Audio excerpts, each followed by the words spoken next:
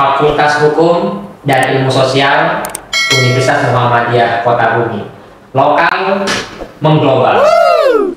Kawan-kawan, di acara podcast Melek Hukum, pada acara podcast Fakultas Hukum dan Ilmu Sosial Universitas Muhammadiyah Kota Bumi, pada hari ini menghadirkan dosen senior yang ada di Fakultas Hukum dan Ilmu Sosial, yaitu Bapak Dr. Slamet Haryadi, SHMU.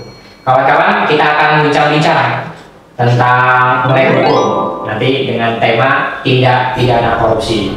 Kawan-kawan, sebelum kita lebih jauh berbicara tindak pidana korupsi, mungkin Pak Slamet Haryadi bisa memperkenalkan diri terlebih dahulu, Pak. Assalamualaikum warahmatullahi wabarakatuh. Assalamualaikum warahmatullahi wabarakatuh. Salam sehat, salam sejahtera.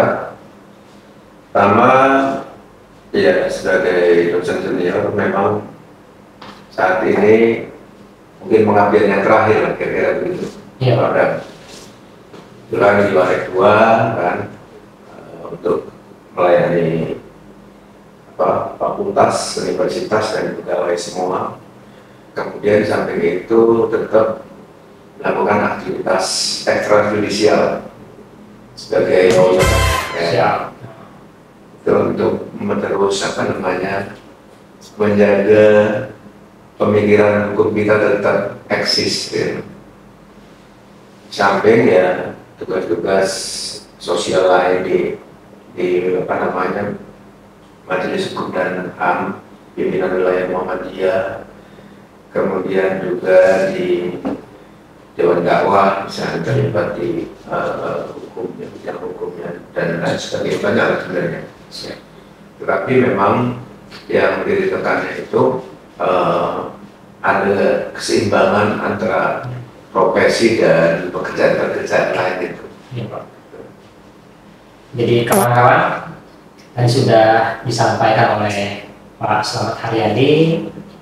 Beliau aktivitasnya sebagai dosen di Fakultas Hukum dan Ilmu Sosial Universitas Muhammadiyah Kota Bumi. Selain dosen juga, alhamdulillah, Pak Dr. Slamet Haryadi ini menjabat sebagai Wakil Rektor 2 bidang keuangan dan kepegawaian di Universitas Muhammadiyah Kota Bumi.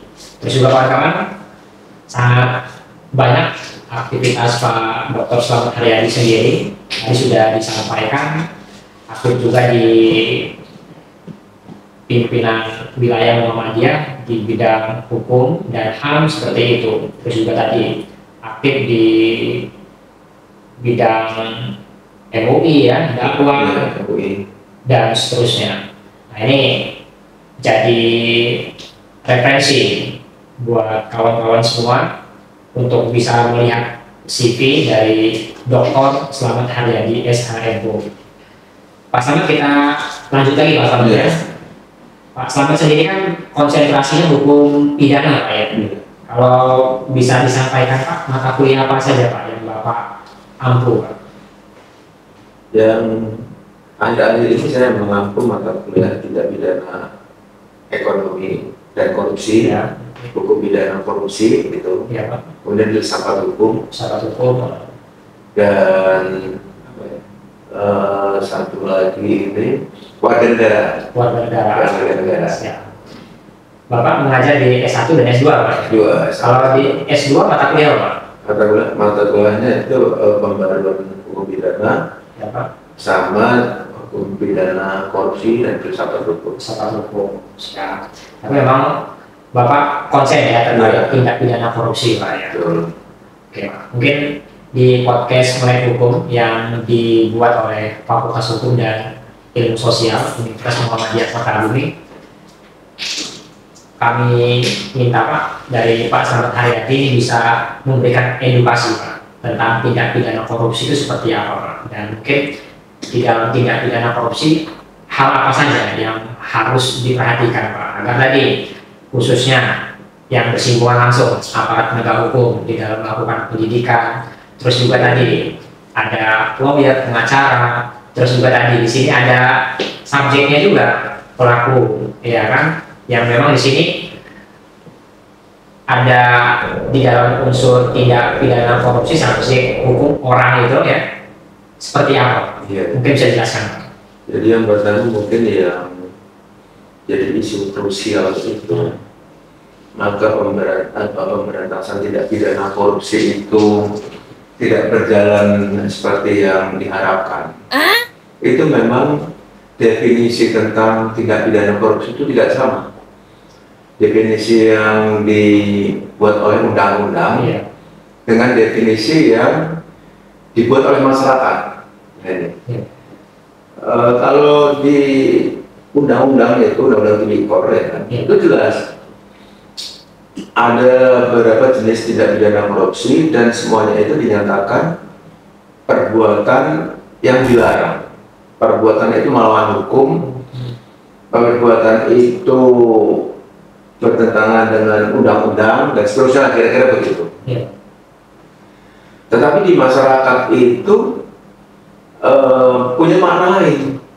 Nah ini perspektif sosiologisnya di situ tentang tindak pidana korupsi. Maka inilah yang mestinya menjadi perhatian, kan, perhatian dari semua aparat penegak hukum. Melihatnya juga harus agak jangan ke masalah hukumnya terus, tapi ada masalahnya. Masyarakat umum itu melihat bahwa yang ada itu adalah perbuatan-perbuatan permisif yang dilakukan berdasarkan rasa enak tidak enak, kemudian hormat menghormati, memberikan hadiah, kemudian ya hal-hal seperti itu sebenarnya praktek dari korupsi sebenarnya. Memberikan hadiah kepada atasannya, kemudian ngobrol dikit-dikit, kemudian untuk meluluskan tujuannya, misalnya anaknya mau daftar pekerjaan, menyerahkan uang dan sebagainya. Nah ini semua diatur dalam undang-undang tindak pidana korupsi. Nah sehingga masyarakat terus berjalan ini dengan dunianya sendiri kan. Baru terkejut, baru kaget setelah ada misalnya OTT, ada tertangkap tangan dan lain sebagainya oleh KPK. Baru di situ ketemu bahwa ini perbuatannya, tapi terus berlangsung. Nah, disinilah yang seharusnya kita juga mulai berpikir tentang membangun tradisi rasionalitas di dalam urusan tindak pidana korupsi. Jadi ya jangan biasakan untuk menerima, ya kan, dari siapapun itu, di lingkungan dosen, dari mahasiswa atau apa, untuk menegaskan bahwa ini ucapan terima kasih dan lain sebagainya. Nah, praktek-praktek ini kita jarang. Praktek-praktek pendidikan anti korupsi ini, ya kan, yang terjadi karena kita melegalkan dalam pengertian sosial, udah nggak enak gitu dan lain sebagainya. Ini sumber ini kebanyakan terjadi di birokrasi seperti ini. Jadi masalah pertamanya adalah bagaimana mendefinisikan korupsi yang dimaknai oleh masyarakat dan aparat penegak hukum itu beda. Nah kemudian yang kedua, ini kan jenis-jenis tindak pidana korupsi ini kan banyak, ya kan.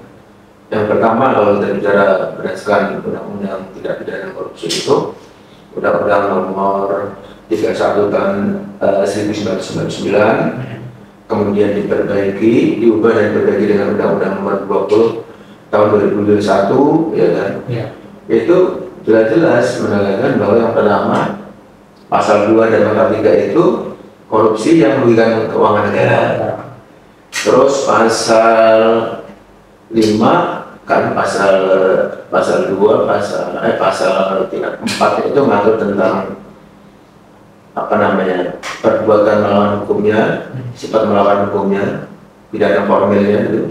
Kemudian pasal 5 dan seterusnya sampai pasal 11 itu tentang ada suap, ada pemerasan, ada penggelapan, ada obstruction justice, ya kan?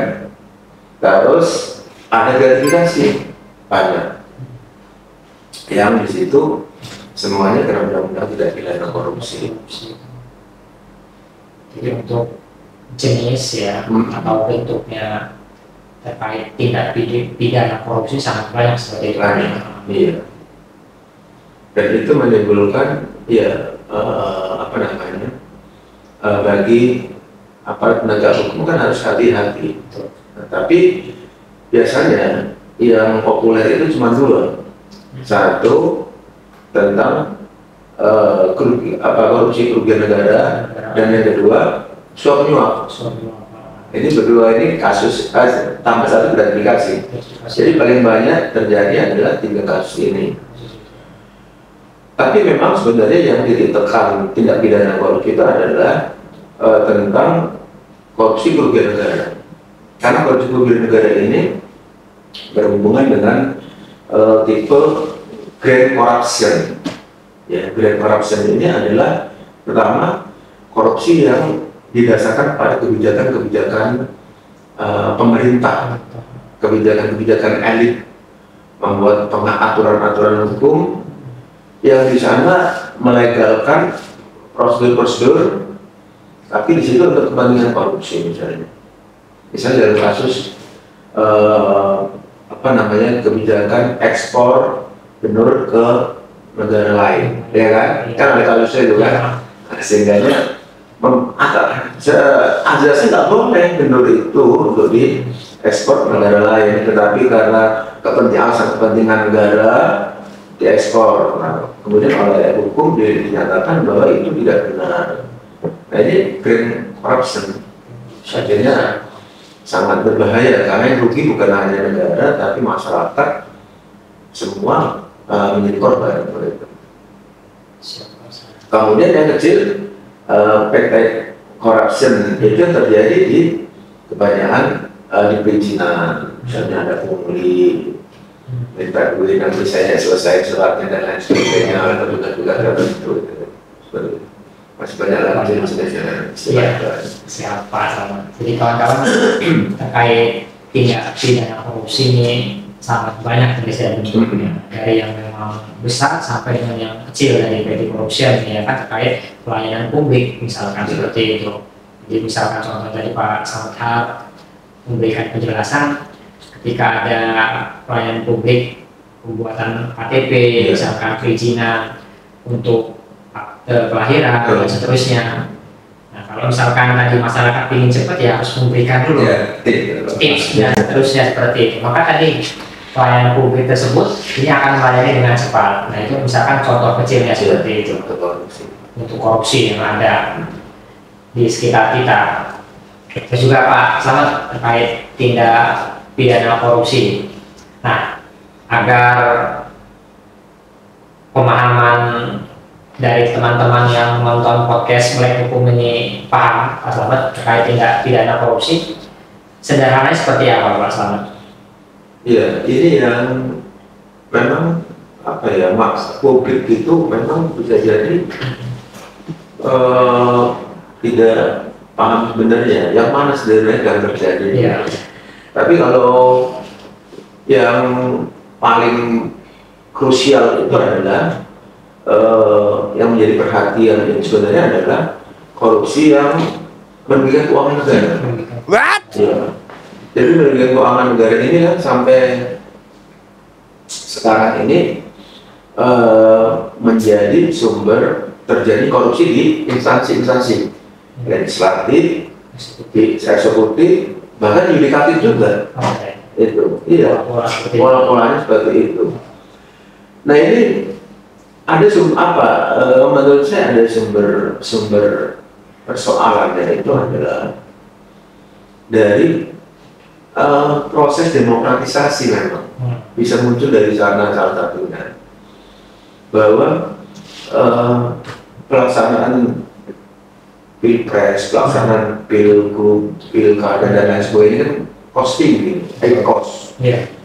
Sehingganya berdampak ketika menjadi pemimpin itu berkembang bagaimana mengembalikan modal yang sudah keluar karena ini kan tidak ada modal sendiri kan, modal ini dari banyak pihak yang membantu dan mendukung. Nah, sehingga ini menjadi masalah ketika menjabat menjadi bupati, gubernur dan lain sebagainya. Kenyataannya seperti itu.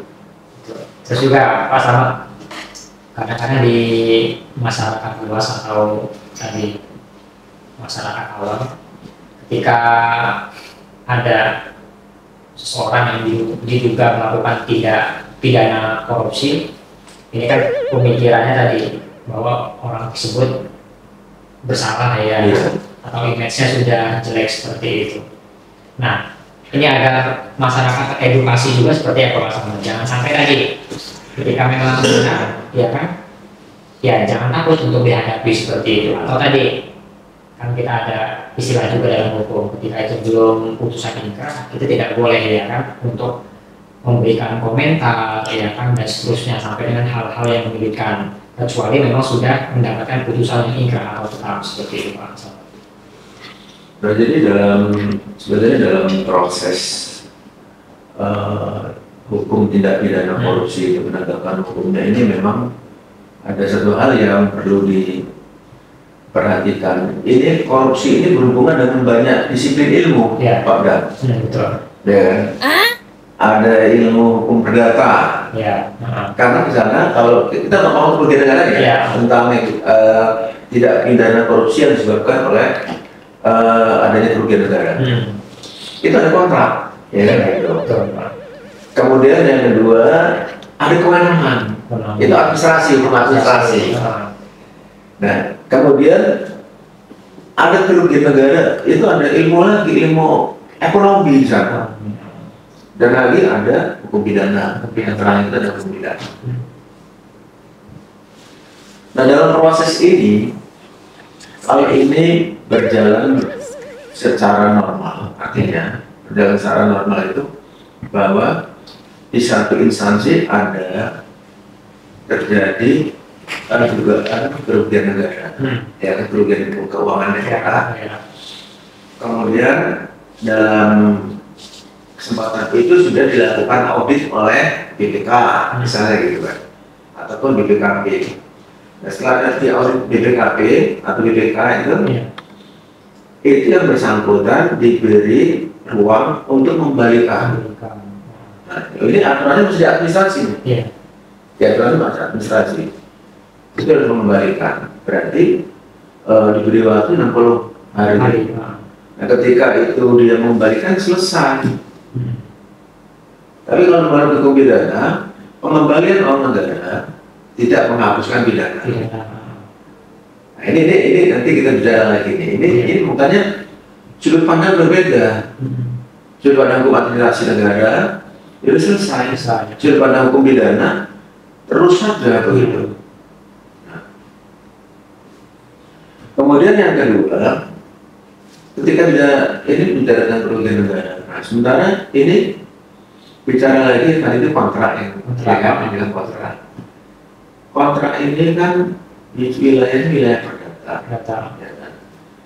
Artinya kontrak ini ketika orang prestasi seperti apa? Itu dulu. Bukan tiba-tiba harus dilihat sebagai ini perbuatan pidana, perbuatan melawan hukum. Beda. Nah, jadi dalam kontrak ini misalnya begini, ada kalau dalam perdata itu kita sepakat saya nyewa tanah Pak Bram untuk saya garap, ya kan. Kemudian saya bilang Pak Bram, tapi saya belum punya uang untuk nyewa ini. Saya kerjain dulu boleh nggak? Kalau menurut Pak Bram boleh nggak? Ya di kesepakatan dulu itu. Makanya boleh nggak misalnya itu? Ya boleh. Kan boleh kan? Namanya kesepakatan perdata. Nah, jadi ketika itu juga ini sering dimaknai juga bahwa ini perbuatan melawan hukum karena kok sudah digarap dan lain sebagainya. Nah, ini ada masalah-masalah yang harus diluruskan secara teoritik. Nah, ini secara teoritik menarik begini. Karena secara teoritik hukum pidana ini ketinggalan. Munculnya KUHP baru, Undang-Undang Nomor 1 2003 ini mereorientasi cara pandang berhukum itu berdasarkan pada kedudukan subjek-subjek yang proporsional antara pelaku dan korban. Tadinya menganggap pelaku semua. Pokoknya dalam sebelum undang-undang nomor 1 2003, pelaku itulah yang dia didampingi oleh negara, ya kan, untuk dilakukan ya proses penegakan hukum. Nah, korban nggak dapat perhatian. Jadi korban yang mungkin sudah diwakili ini dihukum segala macam, padahal ada kerugian, tidak bisa dia. Nah, sehingga yang sekarang ini diperhatikan keduanya, pelaku dan korban didudukkan dalam konsep Debtors Trust. Nah, jadi keduanya ini untuk memperoleh kesempatan dalam perkembangan teori itu, maka relevan dengan perkembangan praktek-praktek hukum yang sedang berlangsung, ya kan? Yang aturan-aturannya belum ada, misalnya RG, ya kan? Ya kan, kemudian rehabilitasi dalam kasus ini narkotika ya. Rehabilitasi itu perubahan dari hukum pidana, Bapak jangan sekedar menghukum, tapi praktek menghukum itu berubahlah jadi merehabilitasi orang-orang kita korban soal itu. Nah ini, dalam tindak pidana korupsi juga begitu, Bapak. Jadi sebenarnya tindak korupsi ini tidak cukup harus dengan hukum aja. Recovery keuangan negara, kan negara yang dirugikan. Negara yang dirugikan maka kembalikan, ini dulu kembalikan, kumpulkan. Nah mekanismenya ya administrasi lah coba bekerja, perdata lah coba bekerja begitu. Nah ini sebenarnya yang dipahami bahwa semuanya harus on the track hukum pidana semua. Nah itu problem-problemnya seperti itu. Siapa salah? Ini berat juga ya kawan-kawan kajian.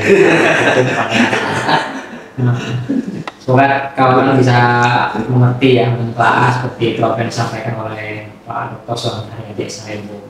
Nah, jadi Pak udah panjang lebar ya kan, terkait misalkan ada case atau perkara.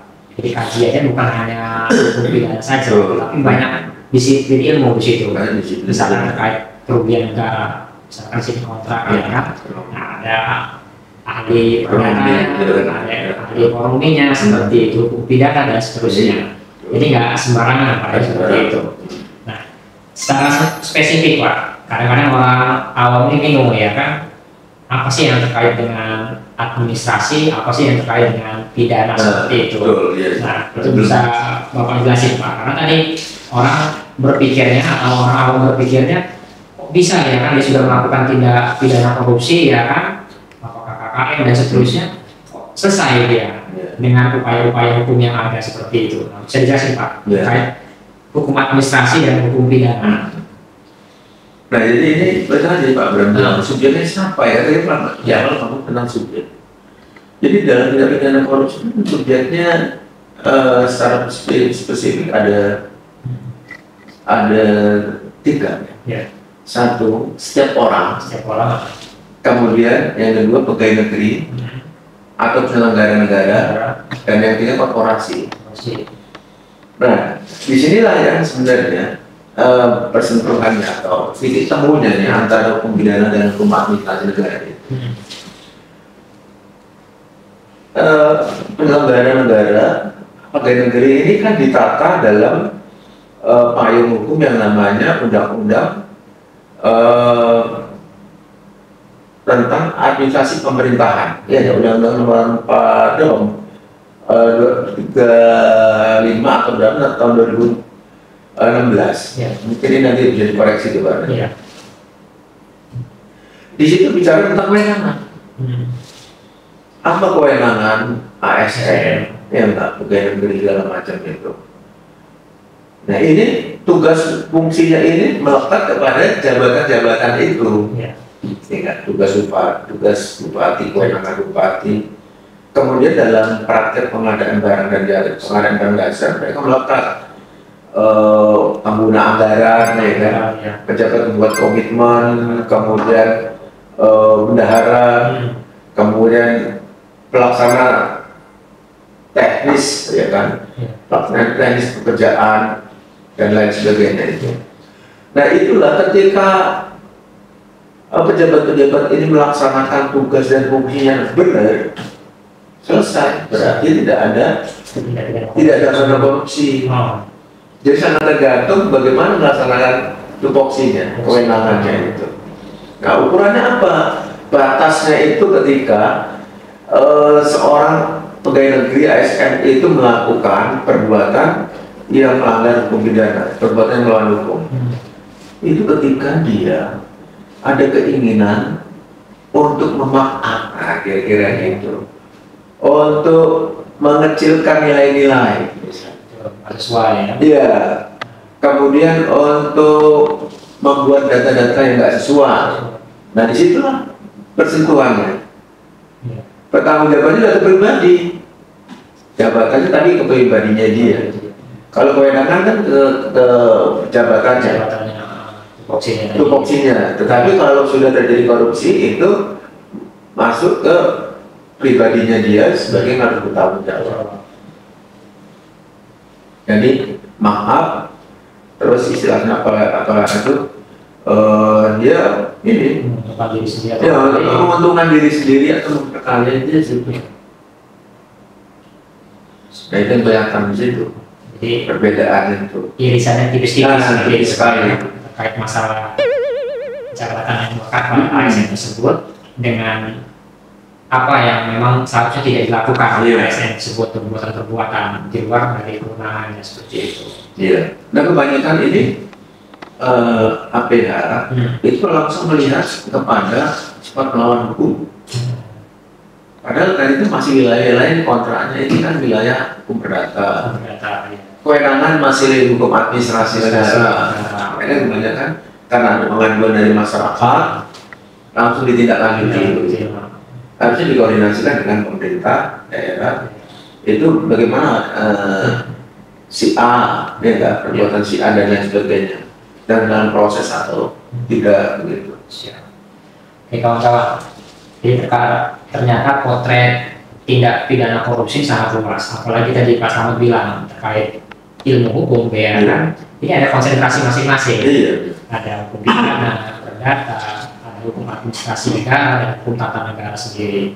Jadi antara disiplin ilmu yang ada ini punya kompetensi masing-masing. Jangan sampai tadi baik APH ya atau elemen-elemen yang lain masyarakat ini hanya sebelah mata saja melihat terkait tindak pidana korupsi.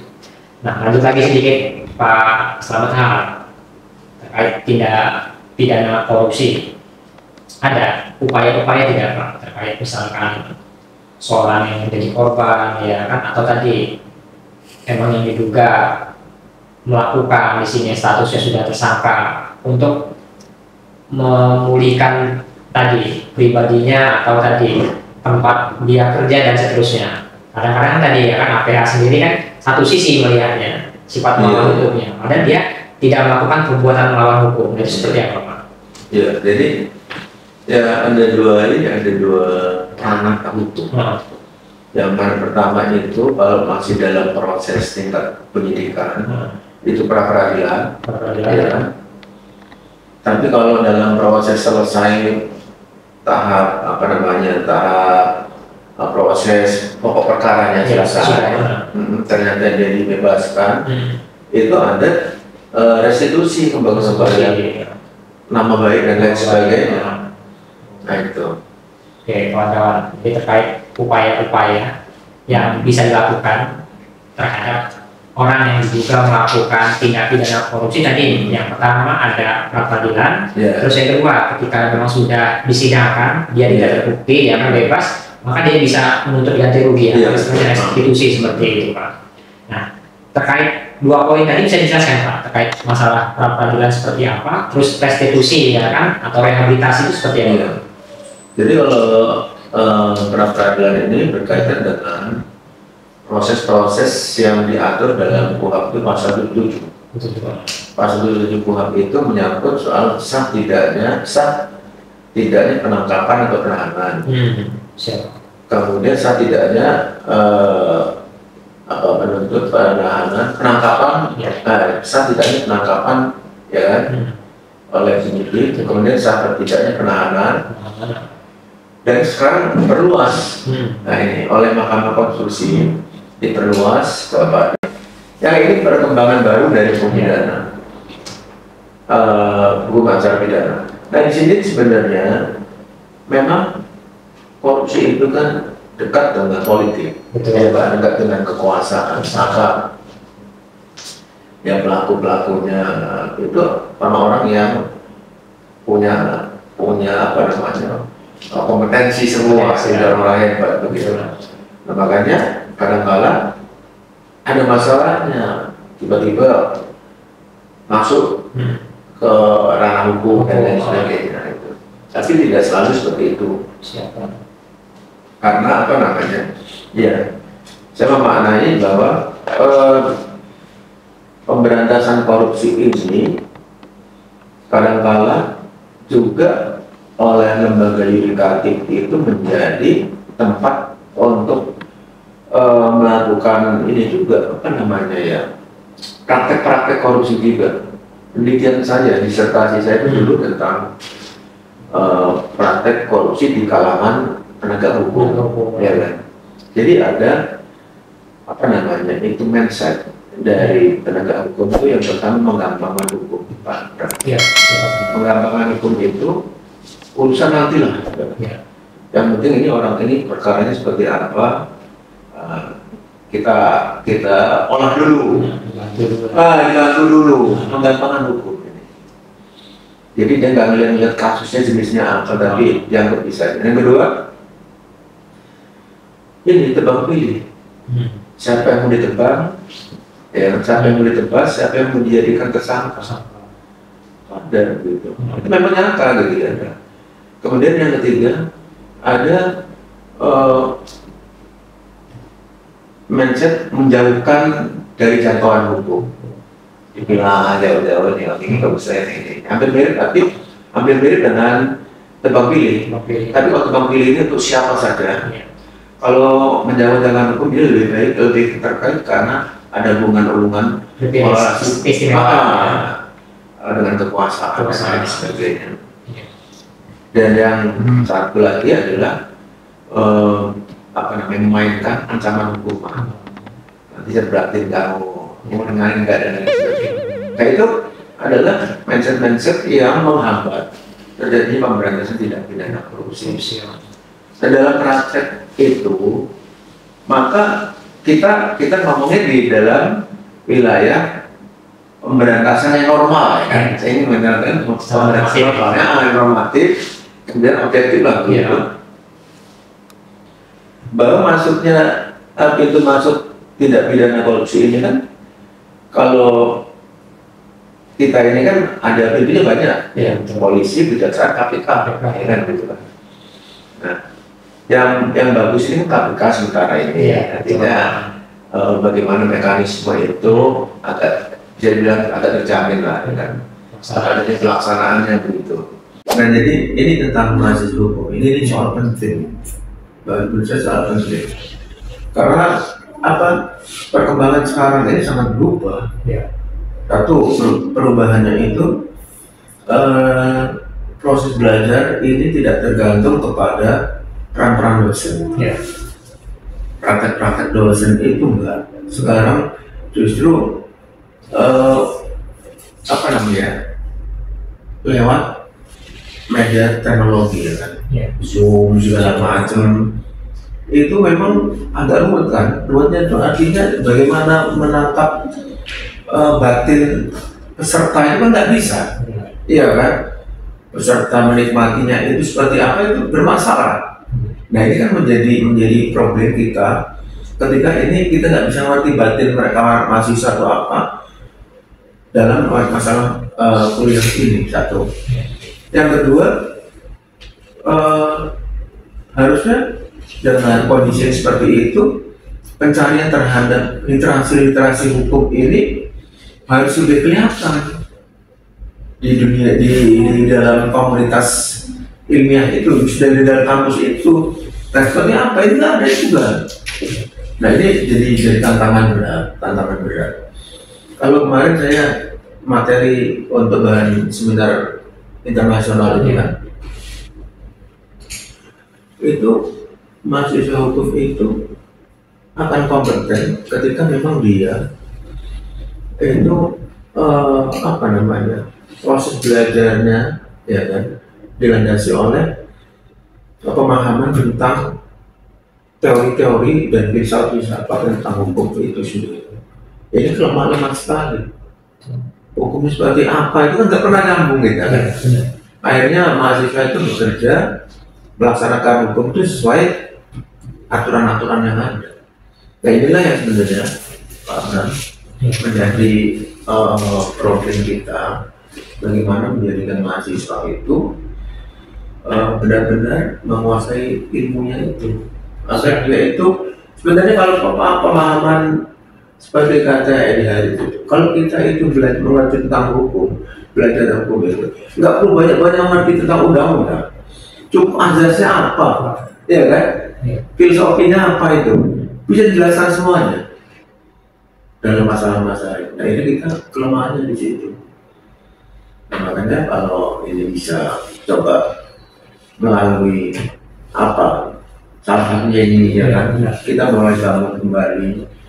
Harapan saya sih ya ini tadi itu bahasa istilahnya think lokal but think global ya kan, artinya berpikir lokal itu tetapi berpikirnya lebih dunia gitu. Nah itu kan harusnya diwujudkan dari praktek-praktek seperti ini.